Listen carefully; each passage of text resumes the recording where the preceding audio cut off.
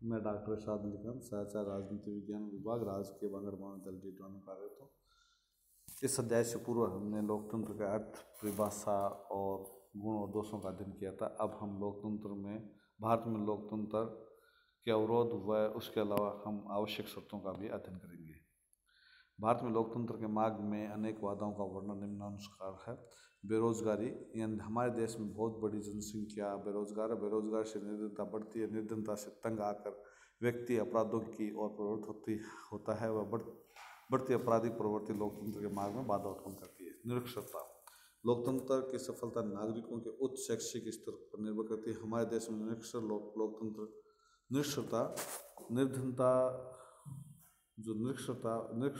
लोकतंत्र के मार्ग में एक बहुत बड़ी बाधा है। निरक्षरता व्यक्ति के जीवनोपार्जन के अवसर ही कम नहीं करती, वरन यह मनुष्य को सरकार की नीतियों एवं कार्यों तथा उसके आसपास घटने वाली घटनाओं का ज्ञान प्राप्त करने में भी बाधक होती है। जातिवाद, जाति के आधार पर राजनीति में भाग लेने की प्रवृत्ति को जातिवाद कहते हैं। जातिवाद के पोषक किसी विशेष व्यक्ति के केवल इसलिए मत देते हैं कि वह उन्हीं की जाति से संबंधित है। यह लोकतंत्र के क्रियाकलापों को विकृत कर देता है। व्यक्ति किसी प्रत्याशी के पक्ष में केवल इसलिए मतदान करते हैं कि वह उनकी जाति का है, तो लोकतंत्र का संपूर्ण उद्देश्य निष्फल हो जाता है। निर्धनता, भारतीय लोकतंत्र की मूल समस्या निर्धनता की है।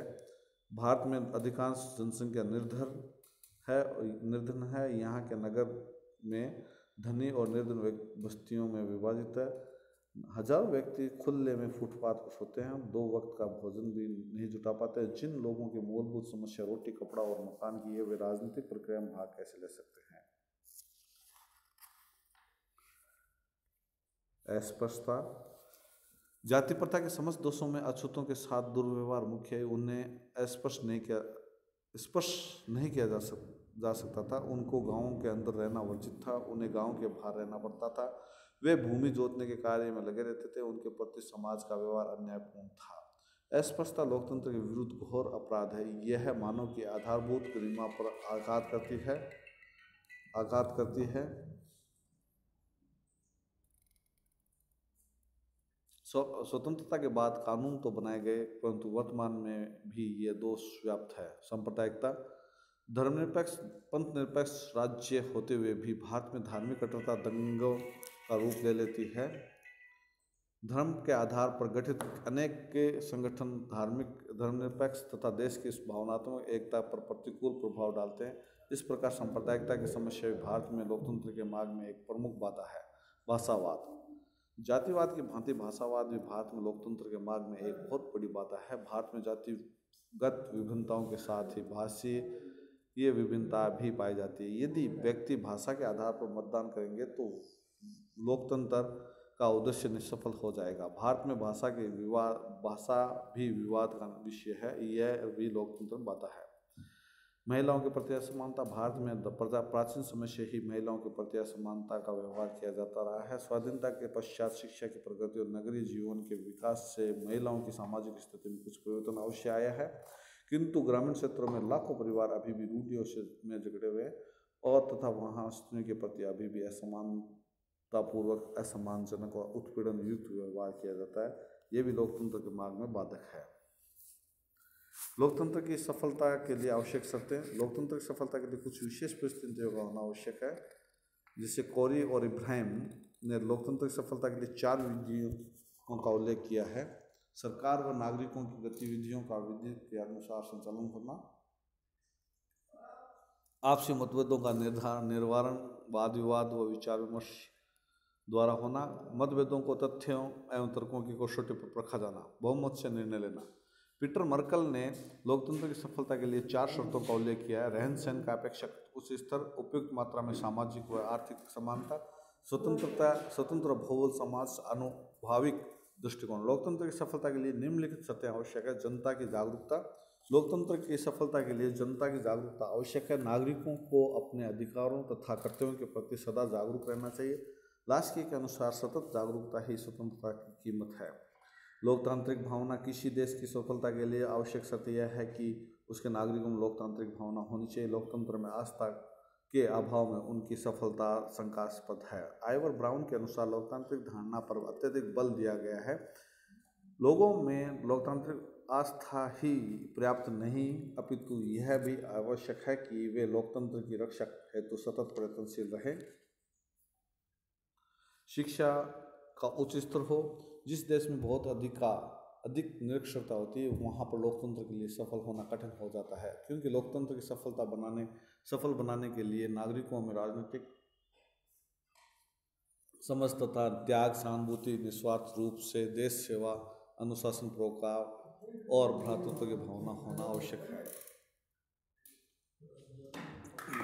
आंतरिक और बाह्य शांति। लोकतंत्र देश के अंदर और बाहर शांतिपूर्ण वातावरण की मांग करता है। यदि देश के अंदर अव्यवस्था है, जीवन अस्त व्यस्त है, उपद्रव और क्रांति जैसा वातावरण है तथा देश के बाहर युद्ध, आक्रमण या आक्रमण के भय की स्थिति है, तो ये सब स्थितियां प्रजातंत्र के प्रतिकूल है। ये सब स्थितियां शक्तियों के विकेंद्रीकरण और उसके स्वच्छतारिता और निरंकुश प्रयोग की मांग करती है, जो प्रजातंत्र के प्रतिकूल है। पिनॉक और स्मिथ ने लिखा है कि तनाव असहिष्णुता को जन्म देता है। राजनीतिक जागृति। लोकतंत्र की सफलता के लिए नागरिकों में राजनीतिक जागृति होनी आवश्यक है। यदि नागरिक राजनीति के प्रति उदासीन हैं और राजनीतिक समस्याओं के भले बात नहीं समझते हैं तो वे अच्छे प्रतिनिधियों का चुनाव ना कर सकेंगे। सहयोग और सहिष्णुता की भावना होनी चाहिए।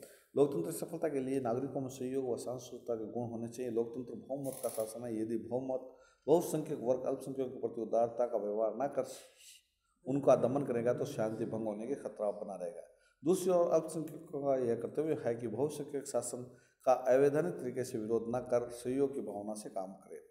प्रबुद्ध लोकतंत्र की सफलता की एक अन्य आवश्यकता है, वह है प्रबुद्ध लोकमत। लोकतंत्र लोकमत द्वारा शासन है। प्रबुद्ध एवं सजग लोकमत का शासन पर गहरा प्रभाव पड़ता है। स्वस्थ एवं व्यक्तिगत लोकमत लोकतंत्र का प्रहरी है। स्वतंत्र न्यायपालिका। स्वतंत्र प्रेस की भांति ही स्वतंत्र न्यायपालिका के बिना भी लोकतंत्र सफल नहीं हो सकता। स्वतंत्र न्यायपालिका लोकतंत्र की रीढ़ की हड्डी है और न्यायपालिका नागरिकों के अधिकारों की रक्षक होती है, किंतु यह कार्य वह प्रभावशाली ढंग से तभी कर पाती है जब वह स्वतंत्र हो और कार्यपालिका उसके क्षेत्राधिकार में हस्तक्षेप न करे। स्वतंत्र एवं निष्पक्ष चुनाव से ही लोकतंत्र बना रह सकता है। निश्चित अंतराल के बाद स्वतंत्र चुनाव होते रहें। सत्तारूढ़ दल द्वारा शासन शक्तियों का दुरुपयोग करने पर विरोधी दल एवं नागरिकों को उनके हाथ से सत्ता छीनने का अवसर नहीं मिलेगा और सत्तारूढ़ दल जनमत की कोई परवाह नहीं करेगा। सामाजिक और राजनीतिक समता। लोकतंत्र की सफलता के लिए यह आवश्यक है कि सामाजिक एवं राजनीतिक क्षेत्रों में पूर्ण समानता हो। समाज में छोटे बड़े, ऊंच नीच, छूत अछूत, धनी निर्धन में भेदभाव नहीं होना चाहिए। यदि अतः बिना किसी भेदभाव के सभी को मत देने का अधिकार, निर्वाचित होने का अधिकार, सरकारी पद धारण करने का अधिकार तथा कानून के समक्ष समानता का अधिकार होना चाहिए। स्वतंत्र निष्पक्ष प्रेस होनी चाहिए।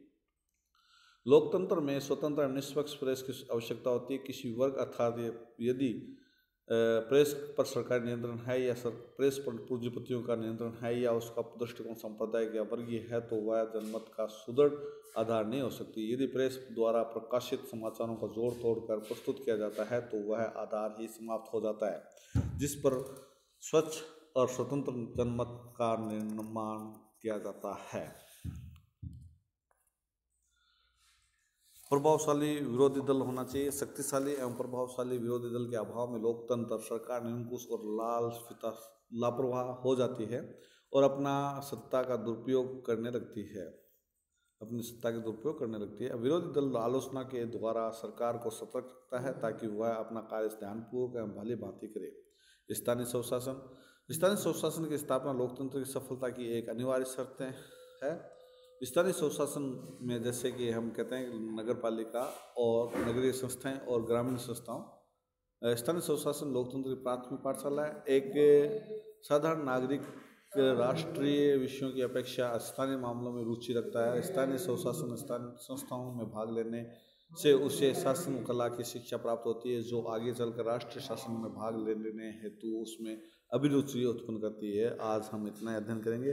लोकतंत्र का अध्याय, इससे अंतिम अध्याय हमने कंप्लीट किया। धन्यवाद।